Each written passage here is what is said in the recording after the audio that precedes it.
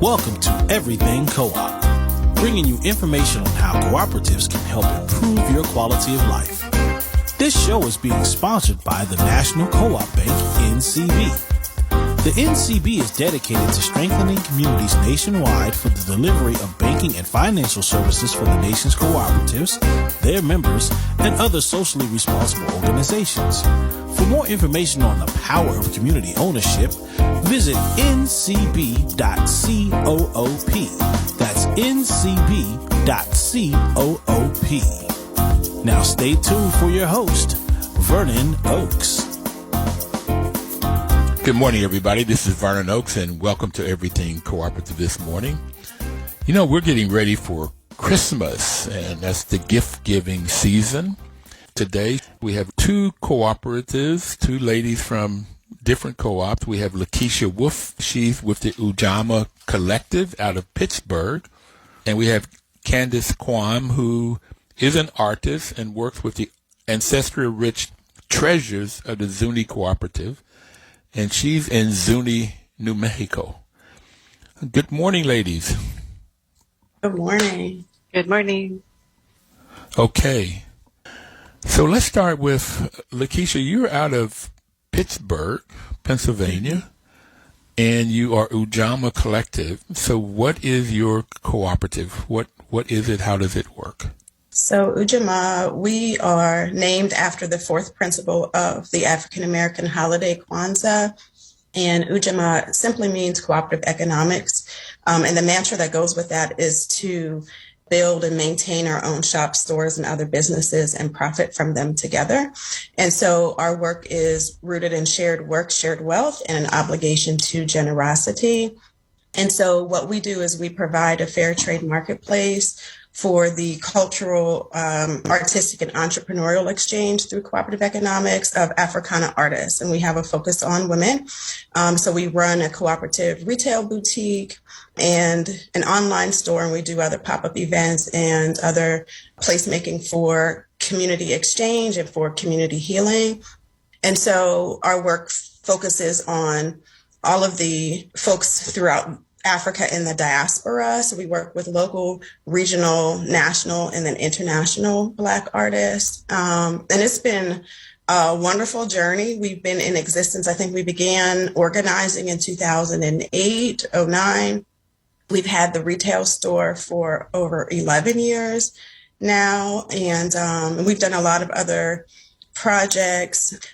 But the principles we really focus on, again, are fair trade, community, creativity, and wellness. And of course, everything we do is really rooted in cooperation. Fantastic. And so you say African, focus on women from the diaspora, Ujamaa. So what is your webpage? If somebody wanted to buy something from your cooperative, where would they go find it? Yeah, so it's UjamaaCollective.org, and it's UJAMAACOLLECTIVE, Ujamaa Collective, UJAMAA Collective.org.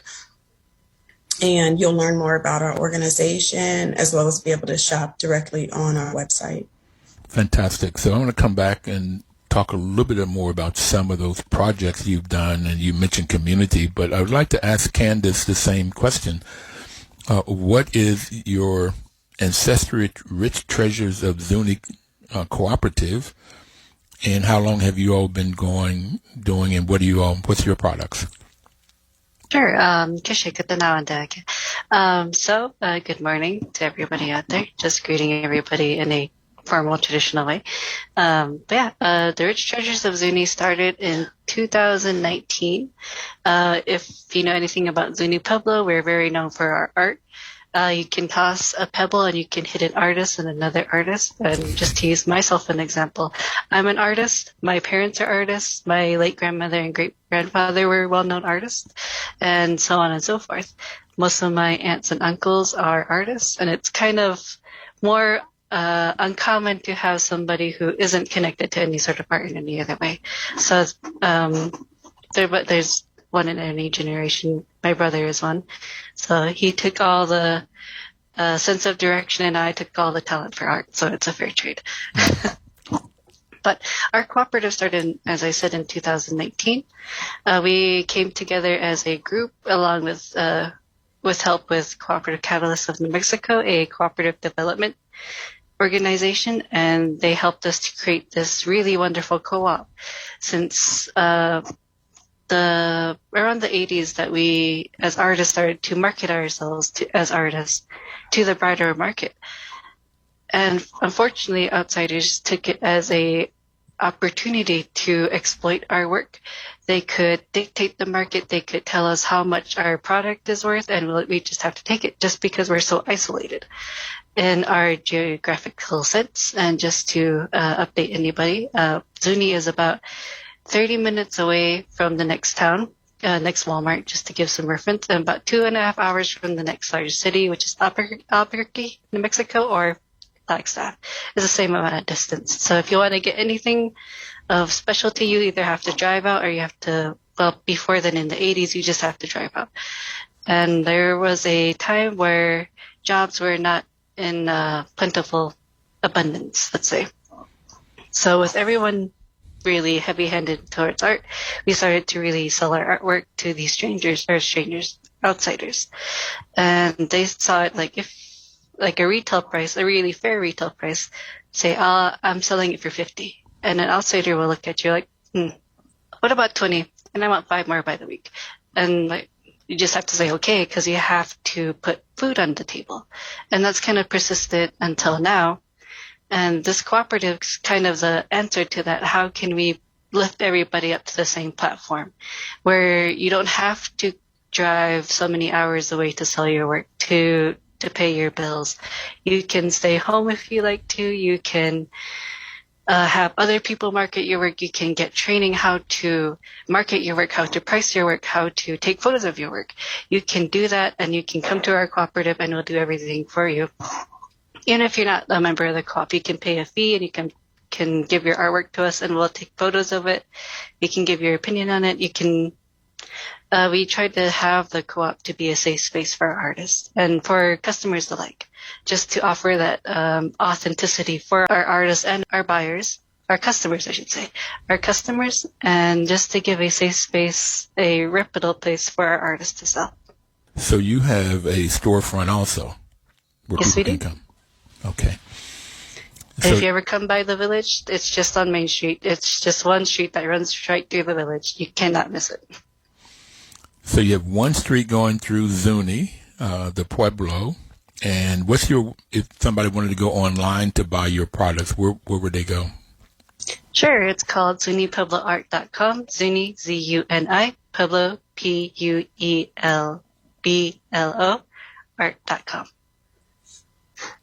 Ooh, have me spelling so early in the morning. So Zuni, Z-U-N-I, Pueblo, P-U-E-B-L-O, art.com.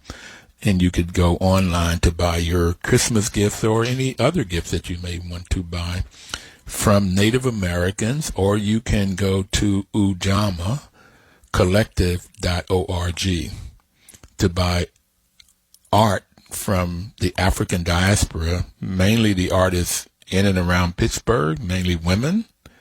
Is that right, LaKeisha? Yeah. And our store, similar to what Kandis talked about, we open our store to all artists of African descent, even if they're not members. So our membership is only open to Africana women. However, we support all Black artists who have good quality work. And so if it's a fit in the store, we'll accept it and also support those artists as well. Great. So why a cooperative? Either one of you, why a cooperative? Why not just a regular business? What does cooperative give you that you can't get from a capitalistic business? Kandis, you want to go first? Oh, sure. For us, it seems like it would stick better to the community more rather than a overall capitalist business, just because other businesses have come here and they failed. Why? Because they don't really incorporate our cultural values and they don't stick. I kind of equate it to clothing.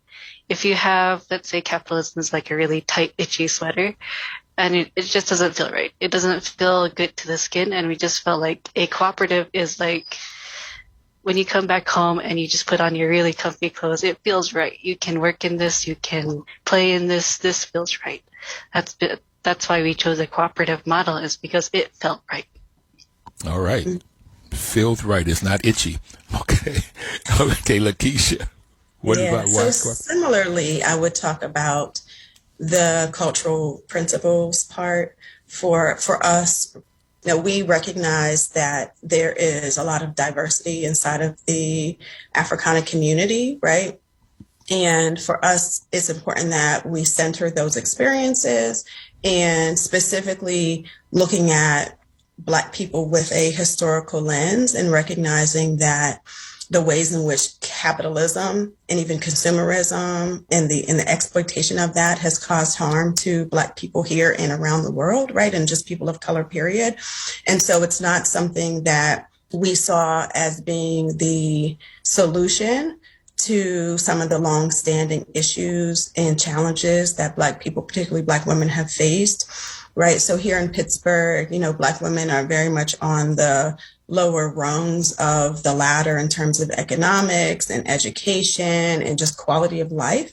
And so, Black women coming together to do something that would meet their shared needs and their shared challenges, right? And recognizing that cooperation and the values and principles around cooperation are truly rooted in African American history. Is really a part of who we are, right? Like it's really in our blood. And oftentimes we just have to remember that. And so I feel like, beyond just the economic support that cooperatives offer its members, that cooperatives also, particularly for groups that have been marginalized and groups that really rely on group solidarity in order to survive, right? That inside of a cooperative, beyond just the economic support, right? There's also social, there's cultural, there's spiritual needs that also get met as well. So for Ujamaa, we look at our work within this cooperative framework as really like a holistic way of being. It's really a lifestyle. And so when we talk with people, our members, and just the network of support around us, we talk about building a community of practice. Community of practice? Mm-hmm. Community of practice. Yes, a community of practice around cooperative economics and all of the associated principles and values. So you practice the principles and values.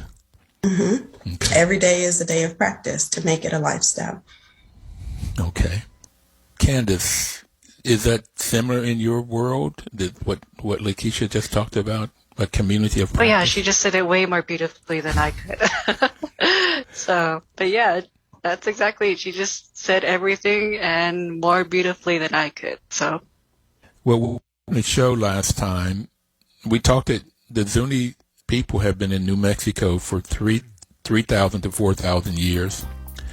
We're going to take our first break and come back and talk about the history of both Africans and Native Americans. We'll be right back. Please don't touch that dial.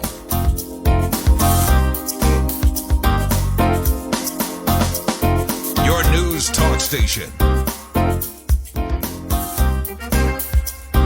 Welcome back, everybody. This is Vernon Oakes, and the program is Everything Cooperative, and we have LaKeisha Wolf from Ujamaa in Pittsburgh, and Kandis Quam from the ancestry-rich Treasures of Zuni Cooperative. It's called ARTS, A-R-T-Z, and I'll just call it ARTS from here out.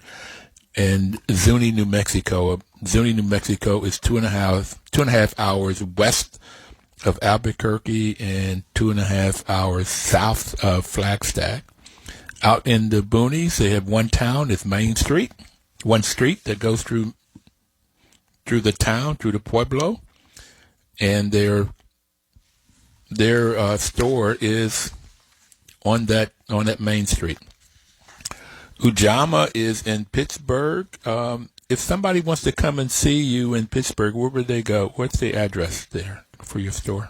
Sure. It's 1901. It's Center Avenue, C-E-N-T-R-E Avenue. That's Pittsburgh, PA, 15219. We're located in the historic Hill District neighborhood of Pittsburgh. which is adjacent to downtown and to Oakland, where the University of Pittsburgh and some other universities are located. In the Hills District, there was a famous writer. I know when I came August Wilson. Mm-hmm. August Wilson. Yeah, there's actually lots of folks who have called Pittsburgh home in one place at one time or another who are well known. But August Wilson, wrote his 10 plays specifically in and about the Hill District community. And so when I came to visit you, I came up and you all were having you were teaching kids how to paint their faces or do paintings in the Hill District. Celebrating his birthday, I think it was. Okay, yes, there's the August Wilson House, which is an organization that is revitalizing August Wilson's childhood home. And they have an August Wilson birthday party, like community block party celebration every year. So that's probably the time that you came. And Kandis, when we talked last time, which I was saying before we took the break, was that the Zuni Native Americans, indigenous people, have been in New Mexico for 3,000 to 4,000 years. And as you described in the first segment here, your family has been doing artwork, your grandparents, your parents, you, and it just goes down. But how does this co-op fit within the culture, the values of the culture? Our culture really values beauty, and beauty comes in all sorts of forms. To our regalia, our jewelry, our materials can't be bought in, like, say, a Walmart.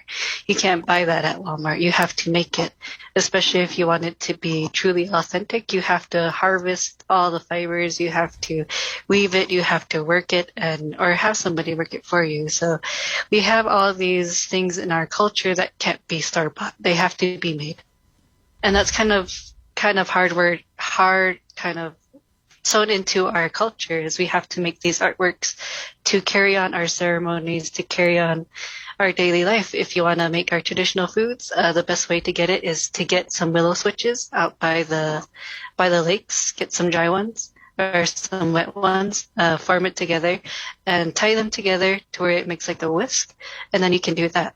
So art, any sort of art form or even food, is kind of, you have to go do it yourself if you want it to be in a traditional way, which is what we would like it to be. You just have to work it into it. And art is very much part of our culture, from pottery to jewelry to even paintings. Everything is incorporated into our culture. So if you want it to look pretty, do it yourself. So, or have somebody do it for you. So. Okay. And LaKeisha, you talked about the values and principles, community of practice. Every day you're practicing the values and the principles. I like the values of what they call the ethical values of honesty, openness, social responsibility, and caring for one another. The ethical values, are those the kinds of values you practice daily? So, yes. So the sort of 7 international principles of cooperatives, yes. But when we talk about the principles and values, it encompasses a lot more than that. So when we think about sort of Africana cultural values, right, the principles that are sort of the overarching universal ones that show up no matter where you find Black people, right? Whether you're on the continent, whether you're in the Caribbean, wherever you may be and African people are at, we draw on some of the similarities of principles in practice. And so they may be, one, for instance, is a principle out of Southern Africa called Ubuntu, right? And it's the principle which means I am because we are, right? Oftentimes there's the proverb that folks use that goes with that principle. And it's that principle, right, which for me is like really rooted in cooperative work, right? If you want to go fast, go alone. But if you want to go far, go together. And so when we think about what it means to sustain a business, to sustain a community of people, to sustain a culture, just sustainability in general, like of the environment, right? Like that is community work. That is work that we all share in. It's collective responsibility, right? So that's one. And then inside of our collective, right, we have what are called our code of conduct, right, like our policies and procedures. And all of those are rooted in cultural principles. So when our members become members, they get a copy of the code of conduct, right? And it says, this is how we operate with one another inside of our marketplace. And so with that, we borrow from the West African Adinkra symbols, right? Which come out of Ghana, the Akan and the Ashanti people, right? And so we talk about creating products that don't have harmful ingredients, or products that are not rooted in doing anything illegal, right? And there are Adinkra symbols and values, right, that people can see, that folks can read about, that again is rooted inside of our own cultural understanding, right? And so we use that in a way that so that collectively we can conduct business. But also what's important in our work, right? We always talk about the fact that people don't come into our space, into our network just to exchange products for money, right? Like black people have been through so much, and we carry a lot of generational trauma. And so there's also a lot of healing work that also has to take place, right? Like individual healing, collective healing. There's a lot of work that is the unseen, intangible work that we also hold space for, right? So if a woman is trying, she may create, clothing, or maybe she creates natural body care products, right? But when we get down to the business of it and say, hey, sister, let's figure out how to best price your products. Sometimes the issue of pricing the product, we recognize in that conversation that some of the struggles may be rooted in the idea that Black woman does not even fully value herself, or doesn't understand her own worth, because we've been inside of an oppressive culture that has always been extractive and exploitative to Black people, right? And so a lot of our work is like in the idea of even owning ourselves and owning our own contributions and what we offer to the world, right? And it's remembering and really learning how to value ourselves so that we have this personal and really collective power, right? Because, I've had to learn over time that everything is political, right? And that that even our very presence to create and operate a store, right, that is really rooted in centering Black people and our contributions and our value in the world, right? There's a ripple effect, right? Everybody doesn't like it, but best believe folks are going to respect it when we stand together and kind of set the intentions and the power of who we are and what we bring. Sometimes I'll say to folks, like, even if we never sold another product, that the intangible work of seeing somebody understand their worth in the world, right? Seeing a young person revalue who they are is just amazing. Just amazing. And we're going to stop there to take our next break. Yeah, you've said so much. I want to come back and talk about that. And then, Kandis, I want to give you a chance to talk about what it's like and the extractive and exploitation. You talked about the extraction before of what would happen to the art. But we'll be right back. Please don't touch that dial.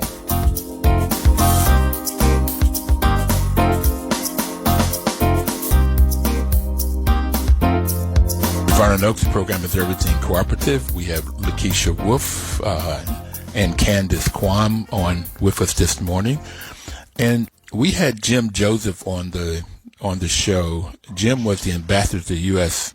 He was the U.S. ambassador to South Africa when Mandela was the president, and he came on the show to talk about Ubuntu, and that was where I got my introduction to Ubuntu. he said Ubuntu is I am because you are, and you are because I am. This is this thing that we work together. We are here together. That's the core of humanity is what I've come to. Through the African diaspora, through the Native American people, it's the same thing. When you go back, particularly if you go back and look at those and towns and tribes, everybody had what they were supposed to do, and everybody worked together. And if anybody didn't carry their weight, the whole community suffered. So people did their job. And so you can go to everything.coop, our webpage, and put in Jim Joseph, and you can listen to that show. And he is a preacher, also has this deep, heavy voice, and it's mesmerizing. It was a wonderful conversation. And on the show, Dame Pauline Green, he's a British lady. She was the president of International Cooperative Alliance, said that co-ops help people to come out of poverty with dignity. And LaKeisha, that's what you were talking about with the black lady, the artist that you were talking about, may not have felt worth because she had been, you said, exploited, as black people have throughout the world. So, Kandis, I said, when we come back, I'd like for you to talk about the cultural values of the Zuni people that you all have been living for 3,000 to 4,000 years, and how this co-op is, the values of the co-op merge with, or similar to, the co-op values of the Zuni people. Yeah, sure. So anything that we do together. We have this kind of mentality of one heart, one mind. So we all move together as one. It applies to anything, to big ceremonial events, everybody will go to their designated group that they belong to, and they'll all help out together. And that's a beautiful thing to watch, and just to see everybody converge, and everybody comes back home to these events. If they don't live in the village and they live elsewhere, they always come back home and they'll always help out their families. And it's really beautiful to see these certain times of year, to see the village really come alive and everybody's helping each other out. So that's what we try to do. And that's what we try to do with the co-op too. Anything that we need help with, we'll ask each other, and even towards like certain techniques that we know. Like, let me teach you. I'll teach you how to do that. And before the cooperative, that was really hard to do. And if you wanted to make things really awkward really fast, you'll ask another artist, how do you do this? How do you make this? And it's just a really easy way to get them to freeze up. Even if you ask me myself, like, how do you paint this? Or how do you paint? Like, you paint it good. You paint it good. And I'll just direct them to YouTube. Anything besides getting to how I do things. But now after the cooperative, if you ask me how to do something, like, oh, come over, let me show you. You can use my equipment, you can use my materials just to get you started. And once you get started, you can do anything on your own. But ask me anything you want. But before the co-op, it's really easy. Even now, if you ask a person who's not part of the co-op, how do you do this? Like, and they'll just give you a roundabout answer. We won't really answer you all the way through. But if you ask a co-op member now, for a while, like, how do you do this? How do you process your paint for pottery, for natural fire? How do you do that? And like, oh, come over, I'll teach you. So, and they'll teach you start to finish, which is really cool. So. And you're learning silversmithing now. You're a painter. It's the goal. It's one of the few things I don't know how to do yet is silversmithing. So what you said also in the last show that you were on, that the Zuni people shared before the Spaniards came in. Oh, yeah, sure. So that was a tradition to pass on your teachings. And when the Spanish came through, they started to tax artwork and give it to the Pope or the Queen, whoever. And they would tax these really beautiful artwork, like our traditional regalia, our pottery, anything that we had of value that they saw in their eyes, they would take. And it was starting to be like, why should I create this artwork from my heart and my soul to this person that I'll never see? Why should I do that? And it started to create this sort of thing like, well, I'll put my artwork underground. They can't take it if they don't know I do it. So, and that started to be so secretive to the part where we started to lose all these different techniques, especially towards textiles. What we know how to do in textiles now is the very top of the layer. What we used to do, we had such beautiful techniques, and fortunately, we're starting to regain that back in this sort of revitalization of art. And that kind of just further grew into what it is now. Is I can't teach you because you'll take whatever business, whatever technique away from me, and I have to put food on my table. So that's kind of evolved from, let me teach you from what I know because that's how it's supposed to be, to all these outside influences sort of teaching us to value individualism, which is really against what we are as a people. And it's kind of created this sort of toxic environment, which we're hoping our cooperative is combating. So, yeah, when it comes to techniques and artwork, we were the most secretive that you could possibly be. But now it's starting to be better, a lot better. So, and it's a really cool unintended benefit of our cooperative. Really cool, really cool. And if you want to go get this great artwork, you go to ZuniPuebloArt.com, ZuniPuebloArt.com. And LaKeisha, when you were talking, did you find when you ladies got together that there was this don't share information? Or was it always sharing, and are you sharing information now about how each one of you do? And what you make jewelry, right? That's what your art is? So I design jewelry, and I create natural and organic skin and hair care products. And then lately I've been painting. I just like to make things in general. So I've been exploring my own artistic practice, because I'm currently in an artist residency for creative Black mothers. That's called Sybil Shrine. So it's giving me a little bit of space to explore my own creativity more, because I do a lot of work of supporting and holding space for other folks to do their work. And I needed to do, a little bit of my own work more. So that's happening. But, similar again to what Kandis talked about, I think that, our stories are similar, and then they have some differences, but, through enslavement and colonization of Black people around the world, there's always been this extractive process. And one of the things that I think about is when we came together in our collective, one of the things we were looking at was the ways in which Black women had been in business, right? So before the Europeans came into Africa, before we were taken out of Africa, right? What were we doing? How were we operating? How were we moving in the marketplace, right? And in doing that research and doing that study, we learned that, that African women, Black women, were at the center of the marketplace. And one of the practices that they used was called the esusu. And it's a practice that traveled with us through the transatlantic slave trade, continued to travel through immigration around the world, right, for centuries. But what we learned was that the esusu is what's known as what they would call now a rotating savings and credits association, right? So it's a way of taking money and keeping it circulating within a community of people, right, who are all in agreement. And so it's saving money and then loaning it to folks in that community. So you get to see your money at work with people who you trust. And so this was a process that within Nigeria that Black women had been doing for forever, right? But when the Europeans came into West Africa, they gathered up all of these women and tried to convince them to stop doing the esusu, right? So that they would all of their money and resources and put them into these European banking systems, right? So it was, okay, we're going to, right, and then try to kind of convince and brainwash folks to believe that what they've been doing for all of this time, right, wasn't worthwhile and was not valuable and was antiquated and all of this and that, right, and convince them to do this other thing.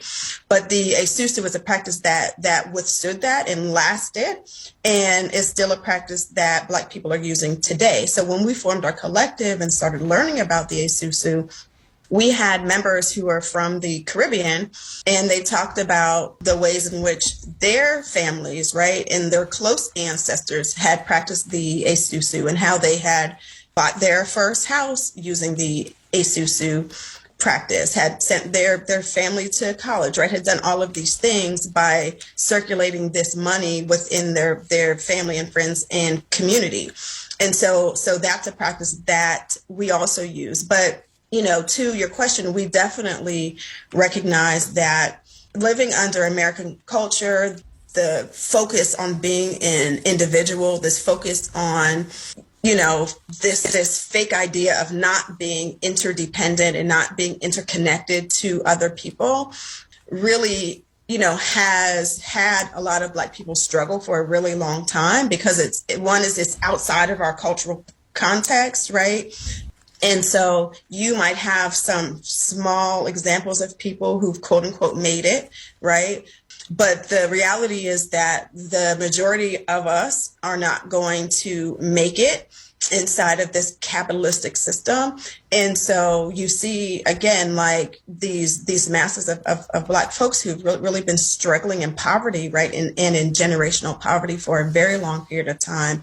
And we strongly believe that cooperatives and using cooperative strategies are the ways for folks to get out of that, but also to regain a sense of dignity, right? Like a sense of themselves, to be in spaces that value the humanity of who we are, not just the ways in which our labor can be used for somebody else's benefit.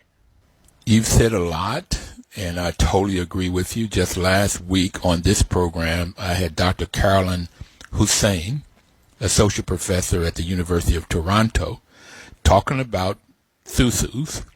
Mm-hmm. Okay, she called them Rossicas, R-O-C-S-A. Mm-hmm. Right. And so, but all over the world, and in Canada, not only have the Canadian government and police try to convince Black women from the Caribbean or from Africa or Somalia, and they're called different names, not just Susus. Mm-hmm. She had a list of names that they are called. But in Toronto, when they would go in and raid, maybe had a good reason for raiding a community, drugs or whatever, they would find all of this money, and they assumed it was drug money, or if they were Muslims, that they were collecting this money to fund terrorists around the world. And they kept the money. Okay. And so this was sort of like, this was terrorism. She was talking about exploitative. And when they found out what it was, they didn't give the money back. I mean, so that's really terrible stuff. But what I like about your idea of this example is this is the culture by which we come out of. Okay. And I've often wondered how Native Americans got here, Kandis, how they got to North America, believing that humanity started in Africa, and how did you all go across the straits or whatever and come into New Mexico 3,000-4,000 years ago or eons ago. But we may have common values, natives and Africans, Native Americans and Africans, in the way we've lived and worked, and as you talked about the cultures. Did you all have anything like this in Zuni, of collecting money together and sharing? Yeah, sure. Well, we didn't have money. Well, that's how we use our cultural values, like building these religious houses. We're going to come back and talk about building those houses and how you did things together after we take our final break here. Please don't touch that dial.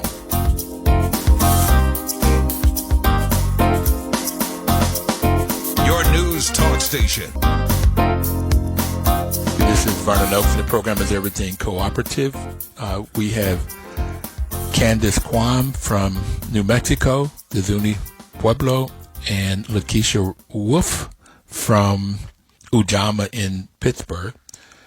And before we took break, Kandis was going to talk about how the culture is working together. LaKeisha talked about Susus, saving money together and borrowing money and working together with money. And you were getting ready to tell us, Kandis, about some of the things you work together in past and maybe currently Zunis coming together and working together. So there's every so often where there's a ceremonial event, and each family will go to their designated group. We call them kivas, and each kiva is dedicated to a directional direction. The regular north, east, south, and 2 more, the sky realm and the underground. So let's just use my family as an example. We'll go to our Kiva's designated house, and all the men will do all their associated obligations. And during that time, us women will bake bread. And this, if you ever have the pleasure of having Pueblo bread, it will have these big vats of dough, and I do mean a vat. And each lady will be punching the dough, and it'll take all morning to punch that dough, and then we'll let it rise, and we'll do other things. We'll get the ovens ready. The ovens are an outdoor oven made out of mud, and we have to build a fire in that oven and let it cook and get it really nice and hot, clean out the ashes, and we don't use any sort of modern tool. It's just a long wooden pole with fresh juniper branches, and we clean it out. And we just use all these though actually the only thing modern or innovative is leggings. We actually use leggings to tie the juniper to the wooden pole. That's just because it doesn't burn. So we'll just, we'll clean it out. All the ladies will clean it out. They'll clean out all the ashes out. They'll get it all nice and ready. While that's happening, while the dough's finish rising to the ladies' preferred resenness, I should say, they'll roll it out, put it into these nice loaves, let it set again, and all the ladies will come back and they'll shape the dough. Once the dough is shaped, all the younger ladies will put it on their boards, on the boards. They'll take it out on their shoulders and they'll give it to the ladies who are putting it to inside the oven. So while that's happening, all the ladies are cleaning up, they're doing other things, and they're making lunch for all the men and all the ladies who are helping. They're making sure everything is done. So everybody has their own role, and we all kind of fall into line, and it kind of goes into this matriarchal system. So we'll all look to, if I'm just walking to a new house, I'll look to the older lady and I'll ask her, what do you want me to do? I'll do it. Or I'll look to the head of the house, and I'll look to her like, what do you want me to do? I'll do it. And she'll kind of delegate all these things, and we'll all go with, kind of move as one, and we kind of know our role. Unless you're younger, then you'll kind of be, if you're a young lady and you're just kind of going to your first cooking, you're always going to be put as the dishwasher, and you'll stay there for the whole day just because dishes never end. Okay. Working together as one, getting it done and knowing what to do and how to do it. So let's talk, because we only have a few minutes left, but what are the products, LaKeisha, what are the products that one can get at Ujamaa? Yeah, so we have a huge range of products at Ujamaa in our store. Lots of different kinds of jewelry, a lot of clothing items for men, women, and children, lots of textile items. So like we have a lot of home decor items, so textiles, aprons, tablecloths, coasters. We carry, one of our values is wellness. And so when we think about the health of the body, the things we put on our body and in our body. So we also sell like natural body care products, hair care products, herbs for teas, tinctures, all kinds of things. We have lots of wall art, like table art. We have mugs with some of our new members have these really dynamic mugs with a lot of their own art on the mug, with like social justice messages and like images, like a lot of image-based stuff. And we have lots of dolls for children. We have books for children and adults. And we have just a range of things in our space. I think that anybody who comes looking for a gift for somebody is going to find something special for that person, plus a whole bunch of other wonderful gems. So I definitely encourage folks, if you're local or coming through Pittsburgh, it's definitely a destination in the historic Hill District, but you can also check us out online, and I'll give that address again. It's UjamaaCollective.org. That's UJAMAA COLLECTIVE, UjamaaCollective.org. But you can also, you can Google us and you'll find our information. And Kandis, what kind of products do you all serve? Sure. So we have everything that Zuni is known for. We have pottery, we have fetishes, we have jewelry. We have some things that Zuni isn't even Not really known for skateboard decks. We have painted skateboard decks. We have paintings. We have greeting cards. We have coffee mugs, and we do have some keychains as well. So we're trying to accommodate everybody and anybody. So what you did not name was your artwork that you do, your paintings that hang on the wall. Yes, we do. So yes, I'm a painter I'm mostly known for painting. So I do have some paintings up there on the website. And I'm also a co-curator for a traveling art exhibit called Pivot Exhibit. So. And I've been on your webpage, you have masks that people can wear with your artwork on the mask. And if you haven't seen that, LaKeisha, I think if you go, you may even find something you might want to do with masks, because I think they're going to be here. And you have postcards, which I like, with your artwork on it. Both of them have postcards, right? Yeah, we do. Well, I'm really excited to see. I saw her website prior to the show. It looks really beautiful. So, and all the postcards are really beautiful as well. Thank you. Yeah. We have lots of like paper craft, greeting cards, handmade cards, and notebooks, and cute little textile bags to slip your laptop in and your tablet. We have a lot of really cool and interesting functional art, really making things a part of your everyday life. And Kandis, what kind of jewelry do you have? What kind of jewelry? We have earrings, rings, some really nice necklaces. There's a bolo tie. And in terms of earrings, we have everything from small posts to big dangles. Bracelets we have, and we also have some, let's see, I mentioned the bolo tie and a really beautiful big silver, sterling silver necklace with the handmade chain. It's really beautiful. I encourage you to look at it. And that goes to ZuniPuebloArt.com. Same question, LaKeisha. What kind of jewelry do you all have? Oh, wow. We have a lot of dynamic jewelry artists in our collective. One woman I'll shout out, her name is Marsha. She actually creates paper beads, and so she upcycles old paper magazines and all of that, and then creates these really dynamic pieces of jewelry using these paper beads. And when you see them, you wouldn't think or know, even touching it, that it's made out of paper. But yeah, so we have chunky jewelry to kind of fine jewelry, like metal-based, lots of beaded work.